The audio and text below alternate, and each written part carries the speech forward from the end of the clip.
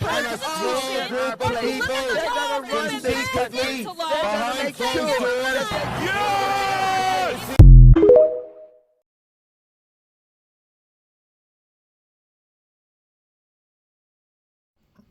Hey everyone! So just a quick update here about the Usaid and how the Democrats are just blowing this out of control and the sensationalizing all of it. Right? You saw the video. All of them are screaming and hollering at the cameras. They're putting on a nice big show. They're at the doors, banging on the doors, trying to get in. Same thing with Department of Education, and they're definitely making a show for the cameras. And then they're also trying to show how concerned they are. Trump is a monster and Doge is out of control. I want to remind everyone about a whistleblower who tried to give you information on Americans' information being stolen on a daily basis. And I never once heard the Americans, about the Democrats here in America pissing and moaning about it. Now, you just saw the pictures of him. That was Edward Snowden, okay? He's now sanctuary in Russia. So American-Russian former NSA intelligence contractor and whistleblower who leaked classified documents revealing the existence of global surveillance programs. He became a naturalized Russian citizen in 2022 because he had to hide there. The government was after him. In 2013, while working as a government contractor, Snowden leaked highly classified information from the National Security Agency, the NSA. He was indicted for espionage. His disclosures revealed numerous global surveillance programs, many run by the NSA and Five Eyes Intelligence Alliance with the cooperation of telecommunication companies and European governments, and prompted a cultural discussion about national security and individual privacy. In 2013, Snowden was hired by an NSA contractor, Booz Allen Hamilton, after previous employment with Dell and the CIA. Snowden says he gradually became disillusioned with the programs in which he was involved and that he tried to raise his ethical concerns through internal channels but was ignored. On May 20th, 2013, Snowden flew to Hong Kong after taking medical leave from his job at the NSA facility in Hawaii. In early June, he revealed thousands of classified NSA documents to journalists. Glenn Greenwald, Laura Potrias, I'm sure I'm getting that wrong, sorry, Barton Gellman, and Ewan McCaskill. Snowden came to international attention after stories based on the material appeared in The Guardian, The Washington Post, and other publications. The United States Department in 2013 unsealed charges against Snowden of 2 counts of violating the Espionage Act of 1917 and theft of government property, following which the Department of State revoked his passport, yada yada. So, his disclosures have fueled debates over mass surveillance, government secrecy, and the balance between national security and information privacy, something he has said he intended to do in retrospective interviews. Snowden has defended his actions as an effort to inform the public to that which is done in their name and that which is done against them. So, first question, where were the Democrats freaking out, banging on doors when Snowden exposed all this, when they were spying on us? So, everyone pretty much remembers 9/11, right?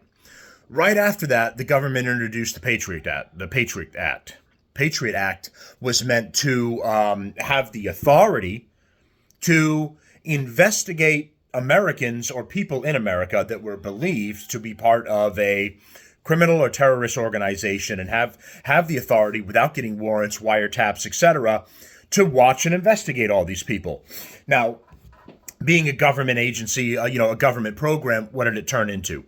It turned into a big trolling net of throwing one large net out there and collecting everyone's data. Yours, mine, grandma's, mom's, dad's, everyone's. And they have admitted to this at this point when they've been questioned. They've been asked directly, in the search for terrorists or criminals, whoever it is that you're after, do you end up getting phone calls, text messages, data from regular tax-paying, law-abiding American citizens? Yes, they said they have done this, but we don't listen to it. They said we skip right by that and we just throw it in the trash and we focus on the other stuff. Bullshit. They're collecting all of our data. They've been doing that since 9/11, and they've only upped that as time has gone on. So, again, my question is, where were the Democrats? Where are the Republicans, for that matter, as well, right? Where are all of them banging on doors, screaming into a microphone, and demanding something be done, demanding the evil Doge and the evil Trump stop, and all of this? Where were they when the NSA and the CIA and these programs were being used against American citizens who are obeying the law and living their lives and minding their own business? Where were they? So this tells you, the rooster in the background, sorry. This tells you everything you need to know about what is really happening here. For anyone that's questioning it, I don't know about the sushi thing. Everyone's saying that was bullshit. They spent all this on sushi. Allegedly, there was something about catering events for the Pentagon, and large amounts of money were spent on catering the events for them. I haven't looked into that enough to say yay or nay on that. I don't want to give you guys bullshit when I do this show, so I'm not going to comment on if that much was spent on there, though allegedly there were concerns about money being spent at catered events. It's something I have to look into. So I don't know if they were that $600K on sushi bullshit. I don't know. But the amount of money that's been wasted here pushing leftist and democratic values and propagandas all around the world. And this isn't the good stuff like you all should be free and you should be like America. This is being trans, being LGBTQ, questioning your government, fighting back against your government. And I already did a story where I talked to you guys about what they were originally using Usaid for, and that was setting up in the early years that the social media site to get Cubans to sign on to it, to get the weather and get other stuff, and then quickly turned it into, as planned, to get information on how to rebel against your government and how to fight back, in the hopes that they would turn Cuba from communist to something more that America could work with. So this was already a corrupt agency. It was already wasting taxpayer dollars. It was already being used for nefarious means. And the Democrats have just taken it and twisted it further into things that could be money laundering, right? It's a tit for tat. I give you $1 million to have a transgender singing group in Afghanistan, and the next time I come there and I need something from you, you give me information.